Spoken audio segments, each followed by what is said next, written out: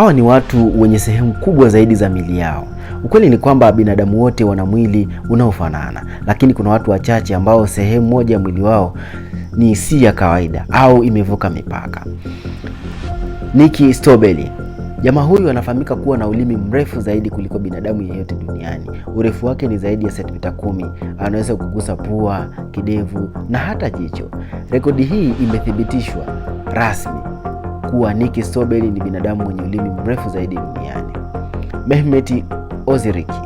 Jamaa huyu amethibitishwa kuwa na pua ndefu zaidi duniani. Urefu wake ni zaidi ya sentimita 8.8. Imethibitishwa na Guinness World Record. Kwa watu wengine ni utani, lakini kwake yeye ni alama na ni historia.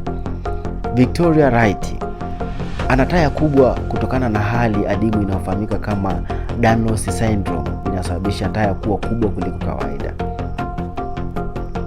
Lee Redmond alithibitishwa na Guinness World Record kuwa na kucha ndefu zaidi duniani kuliko binadamu yeyote. Kucha zake zinakadiriwa kuwa na urefu wa sentimita 30. Hii ni sawa na urefu wa rula moja. Devendra Thusa alizaliwa na vidole 14 mikononi na vidole 14 miguuni, hivyo kumfanya Devendra Thusa kuwa na vidole vingi duniani, vidole 28. Sultan Hosseini ana viganja vikubwa zaidi duniani.